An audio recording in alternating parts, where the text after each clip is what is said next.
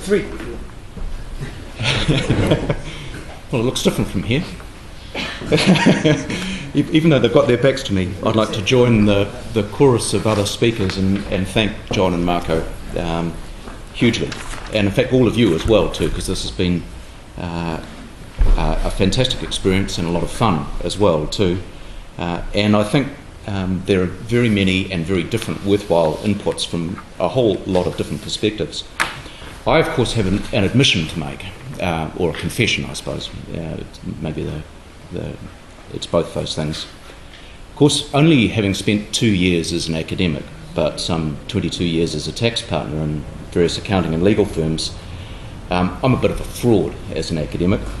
And I think probably my perspective is somewhat rather too practically focused. So this type of experience where I'm forced to get out of my comfort zone and stop considering what the law, or an exposition of what is the law, rather than, and to think about the law in a sort of broader conceptual basis, is terrific. And one of the things that I'm hopeful for out of this presentation is that there might be an additional sophistication that you might be able to suggest that would make it a more authentic academic piece, although I think it actually has its place in terms of the interface in interpretation of what the law is. Another comment is that the paper that's part of your materials is a paper that's the first of 2 papers, and what I'm going to talk to you about is actually not that paper. It's in fact the second paper that I'm currently writing. But the first paper was one that John and I co-authored, and it's on the position for tax treaties, but particularly looking at the effect of the general anti-avoidance rules and the relationship with double tax agreements, but after 2003. Now, you may be aware that in 2003 the OECD model commentary was quite substantially changed in terms of Article 1, and as a result there is some much clearer statements that came out in 2003. Now, the latest International Fiscal Association meeting in Rome considered as topic 1 that particular question: what is the relationship between a general anti-avoidance rule, be that either a statutory rule or be it a judicially developed rule, and double tax agreements? And behind me is an attempt in a sort of matrix way.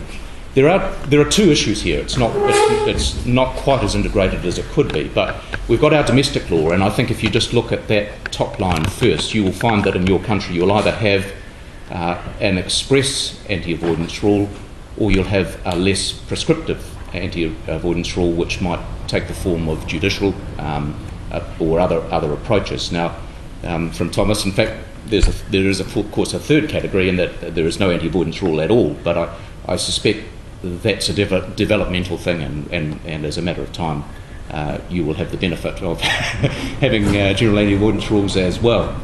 And then there's a second layer of, I guess, legislative certainty, and that's the relationship to international, how the GAR is expressly adopted into the treaty network, and some states are very clear about that, and Australia and Canada are examples of that. They're in the bottom left-hand corner that you can see there, where they expressly adopt their domestic anti-avoidance rules as expressly applicable to their treaties. So abundantly clear, therefore, and the report, for instance, from Australia and Canada can be relatively short about the relationship between GAR and treaties. It's quite clear that the GAR will apply to a treaty. New Zealand, however, is in the bottom right-hand corner. We're in 2 things domestically. We have a GAR expressly, so we're in the top left-hand corner, and we are also in the bottom right-hand corner, where it's less clear. the relationship that we have between the GAR and double tax treaties. And that's what that paper discusses post-2003, post the effect of having the benefit of the OECD commentary. And you'll see that we have the analysis that's in that paper just discusses that. And that, in fact, sort of leads me on to the next stage of this presentation, which is where we break into new ground. So that's the bottom wheel there. That's the statute. It's the relationship, the actual mechanics of how a domestic law interacts with GAR. And as you'll see, that in respect of post-2003 treaties, that's very, very clear. We would apply the current 2003 commentary. But this issue is the purple one there. We're looking at treaties that have been concluded prior to the OECD commentary in 2003. So in other words, at the time that the treaty was concluded, say it was in 2000 or 1990, the applicable commentary at that particular point of time would have been the commentary that existed in the 1977 commentary. Now, my hypothesis is really, it's based on there are two broad areas of law that we need to look at. The first is, do subsequent commentaries apply in general? So there's a large general proposition, and I guess my hypothesis is that the outcome of that first question is that do subsequent commentaries apply is dependent upon the answer to the second question, or interrelated to the second question, which is what is the extent of those 2003 commentary changes? In other words, if they are so, I think I expressed it here, that subsequent commentaries may or may not apply depending upon the extent of the changes, but in order to evaluate whether the changes are effective, we need to evaluate whether the commentaries apply. So there's a tension between the two, an interrelationship. And in order to analyse that, we start off by looking firstly at what authorities does OECD commentaries have, how are they incorporated into the law. Second, we need to recognise that there are probably three parties that will look at commentaries. There'll be taxpayers, there'll be administrators, and there'll be courts. And they may look at them in slightly different ways. And I think that's quite an interesting point as well, too. And then thirdly, it's this point, what do we do about new commentaries? And I was just reminded of the fact that, just as John was talking about autopoiesis and the effect in general law, that laws change to reflect realities and sometimes economic realities. And treaties are interesting from that perspective. They probably do take the same sorts of social considerations into effect in the sense of the commentaries. You've got the CFA meeting on a regular basis, looking at electronic commerce, looking at the place of effective management as Martin went through, and finding that with that change they are responding to that in a way in which they need to address those changes. So it may well be that there's some similarity, and of course the big tension is that there's that change in those commentaries, but the treaty network remains locked in to a vastly time-consuming process of negotiation and change. And so social changes occur, the commentary gives an explanation, and there's this tension between the pronouncement and communication of the law and the changes that occur in a practical sense. So what role do the commentaries have? Now, the widely held view is that they have an influential but not a binding role on the interpretation of the law, and that's sort of almost universally respected by academics. But it's kind of not the view necessarily of I think that's probably a fair statement, but let's be aware of the fact that when I talked about the fact that there were three parties, taxpayers, administrators and the courts looking at these things, we need to be aware that the administrators might in fact actually be subject to a little additional pressure in following the commentary, and let's be aware of the fact that in the OECD procedural rules that they are actually bound by the fact that they should follow the commentaries, but only when the recommended measures are opportune, whatever that means. But in other words, there is almost like a presumption that having devised the commentaries and the rules, they ought to follow them, and so that's unless they're not opportune to do so. Perhaps a slightly more an additional responsibility on them. And then if we look at the courts themselves, they of course have of course must follow the law, which includes validly approved legislation and international treaties. And New Zealand and indeed most OECD countries are signatories to the Vienna Convention, and the history of both the court's response to the effect of the Vienna Convention and the interpretation of treaties is to look to see that it should be a very purposive interpretation of treaty law. But there's always been this big, huge tension actually as to how commentaries are actually integrated into the law. And that needs a consideration of Article 31 and Article 32 of the OECD model commentary. So if we look at Article 31, we'll see that the primary rule is that a requirement that treaties are interpreted in good faith in accordance with their ordinary meaning, but in their context and in the light of the object and purpose. So it's very purposive, ordinary meaning, context.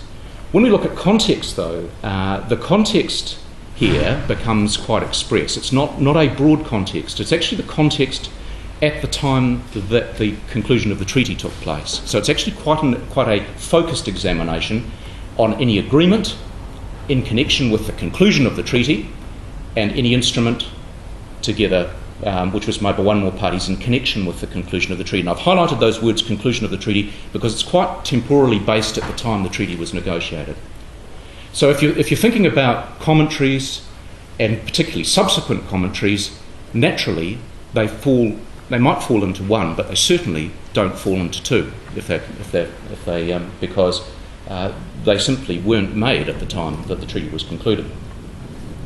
So the third paragraph of Article 31 is that when you look at, you may take into account, together with that context referred to in 2, which is that limited context, any subsequent agreement made by the parties regarding the interpretation of the treaty or the application of its provisions.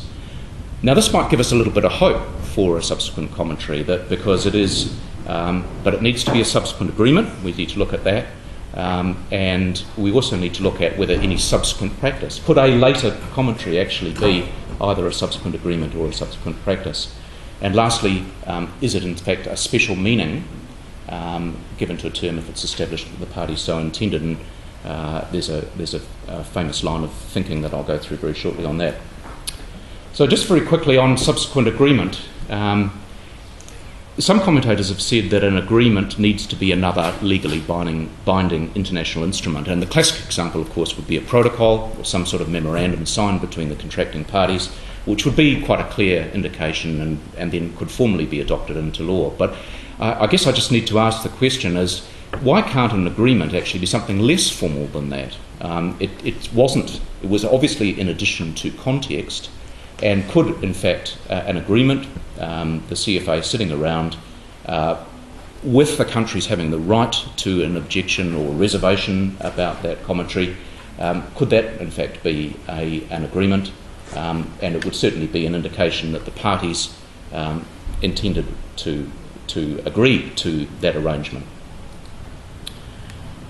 But I don't think the problem is necessarily in fitting that subsequent agreement analysis into the words of Article 31.3, but I think the real problem is that where you do that, you are actually giving it the same status or role as the treaty itself, and then therefore you are giving the authority to the CFA, who are not just, but they're obviously important officials, and not to any parliament to in fact prescribe law. And that would seem to be more than a step too far. So that special agreement or subsequent agreement just doesn't seem to be an acceptable outcome from a statutory interpretation perspective. Hugh Alt, an American professor,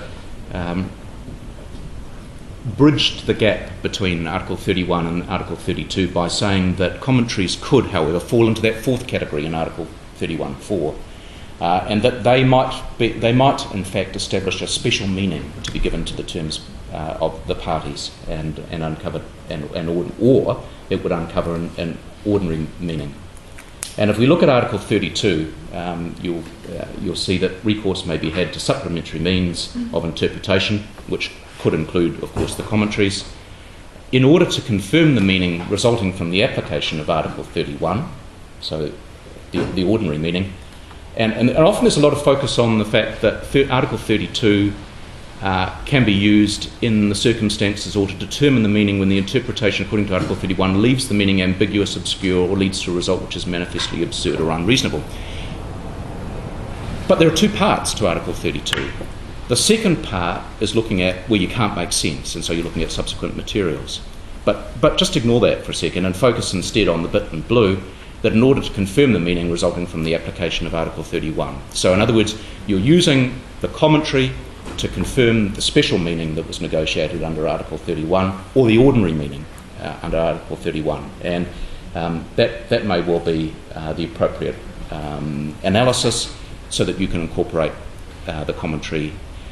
That seems to be actually the approach in both. I say this with some temerity because I think that it's not abundantly clear, but it seems that both Australia and New Zealand have taken that approach, partly because in the vagueness of Justice McHugh in the Teal case, which was confirmed by the majority of judges in that case, they seem to certainly apply that the commentary could be adopted under Article 32. He wasn't very express in the way in which that occurred, and that is also referred to as one of the articles by Richardson in the New Zealand Court of Appeal, taking the same approach.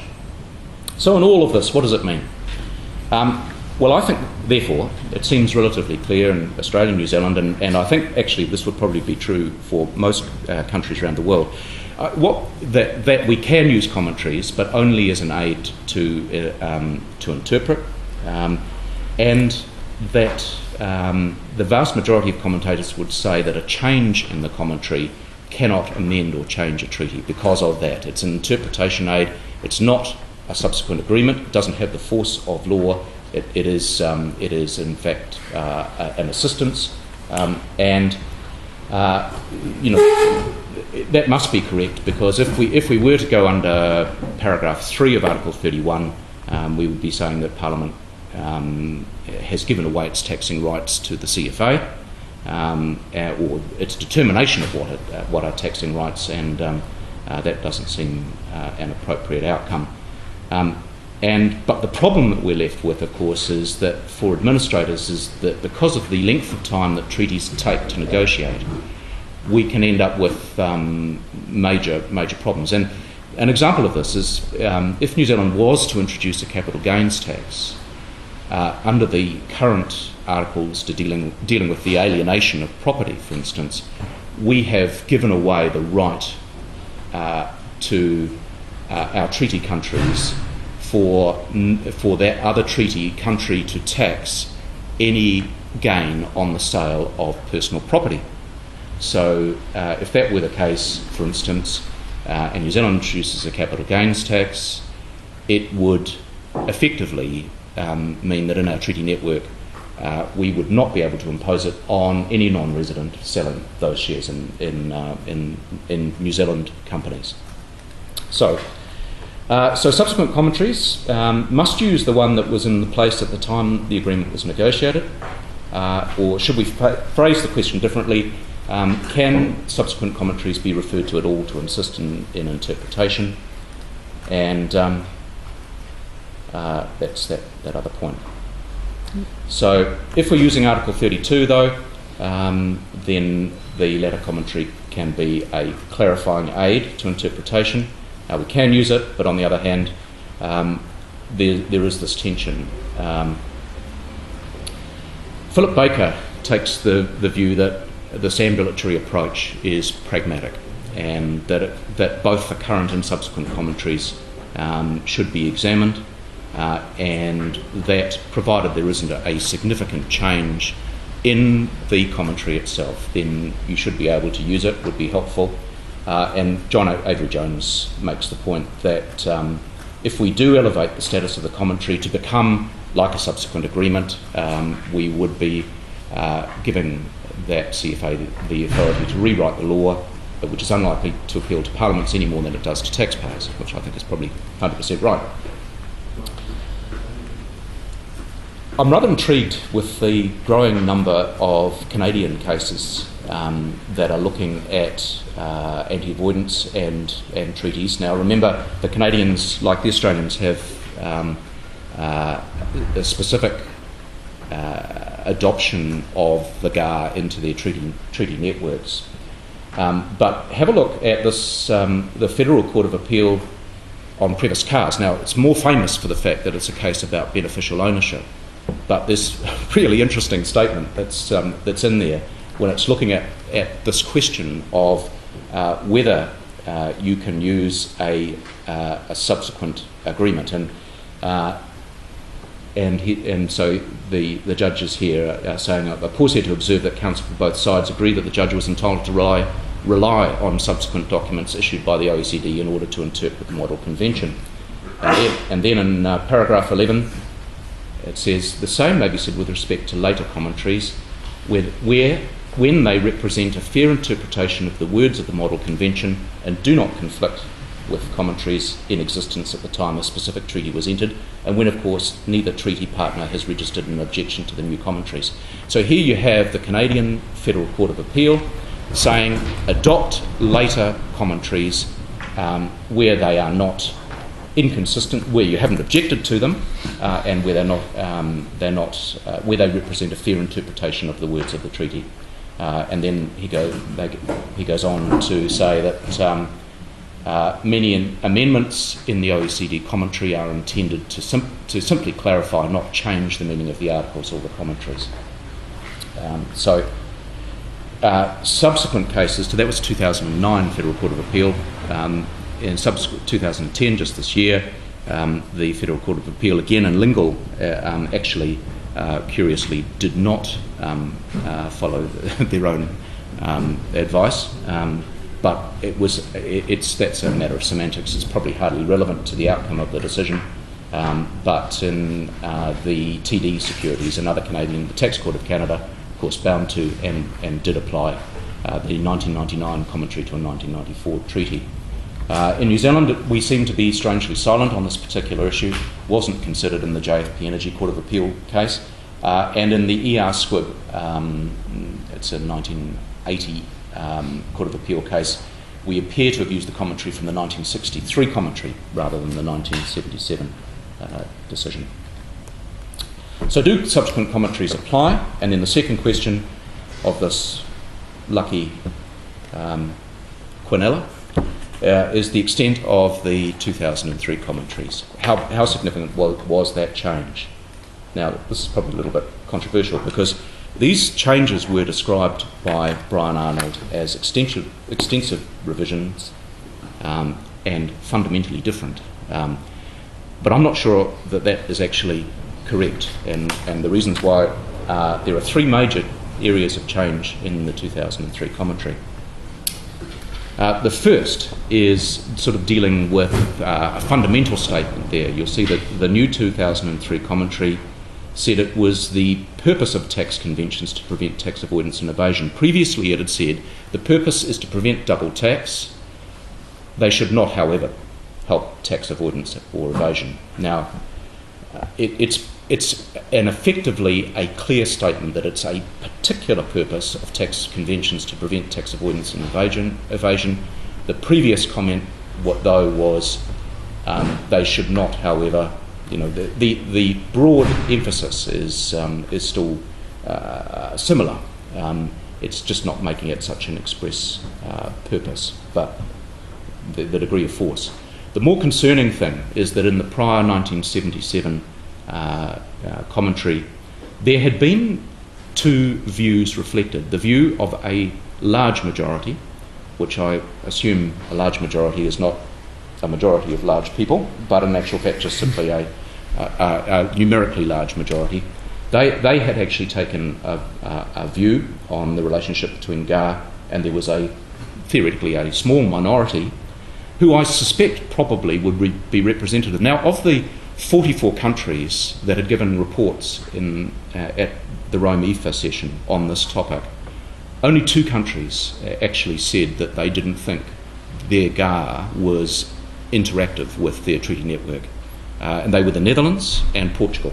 And so the vast majority of OECD countries, or certainly those ones that were reporting into the General Reporter, Stefan Wiegel, were saying that there is this relationship. And I think this is probably a situation where there were those types of outliers who were recorded in the commentary, but not the majority, actually, by any stretch of the imagination. And that also explains the second point there, that the 1977 commentary was actually rather confused.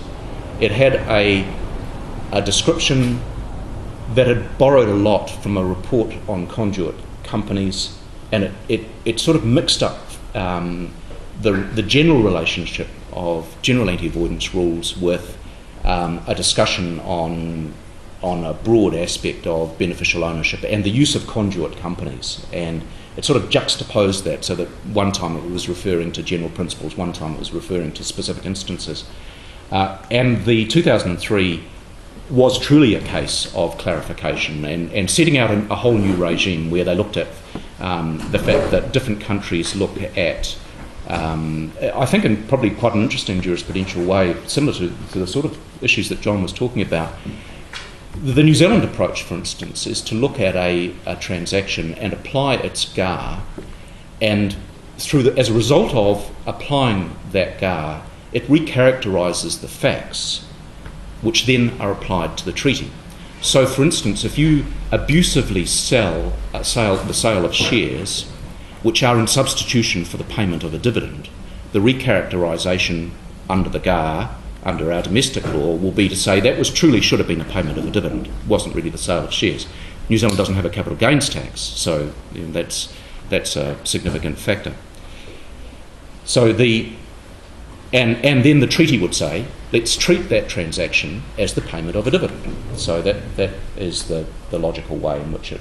And this is discussed in paragraphs 9.1 to 9.6. Previously it wasn't there. And then thirdly, and perhaps most importantly, is this recording of the fact that, and it's related to this, that there's a new paragraph 22.1, and it records the fact that if the GAR determines facts for tax liability, then there'll be no conflict with the treaties, because the treaty will say it's a dividend, and that will tie into Article 9.1. In comparison, under the 1977 treaty, we end up with a situation where that large majority of OECD members would use their GAR to give rise to facts giving rise to the tax, and then the dissenting view of a small minority saying that the GAR is subject and subservient to the treaty. In other words, that is a matter. So my conclusion so far, and I'm interested to hear comments, is that when you strip away the confusing analysis, which I've probably done more to add to than simplify, which deals with the conduits and those the OECD commentary on conduits, then what has really occurred in these changes has been simply a more comprehensive, clarifying and sophisticated analysis of the relationship, but essentially the same concepts for the majority of countries is that the recharacterisation of facts by the GAR, and if that's the treatment by the country, and the consequential lack of effect on the operation of the treaty by the large majority actually remains remarkably consistent from the 1977 commentary. So the effect of that is that, in my view anyway, that I've tentatively reached, is that I'm not sure that it makes an awful lot of difference whether we're looking at a pre or post 2003 treaty. That in actual fact the commentary intended to be clarifying actually really does fulfil that purpose, and that the primary major changes that were in the major thrust of the 1977 commentary, which was actually amended in 1992. So if that might be in fact the appropriate benchmark, that it's a post-1992 analysis. That and the other point I'd make is that just in discussions with the New Zealand members of the Inland Revenue, who would be members of that CFA and involved in the treaty negotiation, their view is that New Zealand would in fact have been and was a member of that majority, if that makes a difference. I'm not sure. But I guess my questions or any observations on these matters were along the lines of what's the best approach in linking commentaries to the interpretation of treaties? How does this impact on the use of subsequent commentaries? And then lastly, it's this issue that does it matter that the commentary is discussing how GAR and treaties interact? It seems to me something sort of fundamentally odd about an international commentary discussing the relationship of domestic law, and it does so in quite a respectful way, but it is, there's a rather delightful example by a Dutch professor, Martin Ellis, who said when the CFA described how they think you should use ambulatory commentaries to interpret treaties, he said it's like Baron Munchausen pulling himself out of a hole by his own hair. In other words, that really it's a sort of, they're holding up a mirror to reflect the position, but it's a picture of themselves, and they're sort of kind of self-defining their own importance. But I think provided that's not a change in the law, and that's my conclusion on the 2003, then I think that would be a valid proposition. Anyway, that's... Thank you so much, Craig. That your last remark sounds like an example of autopoiesis, doesn't it? It does. Self-creating. Yeah. Yes. Yeah, Thomas.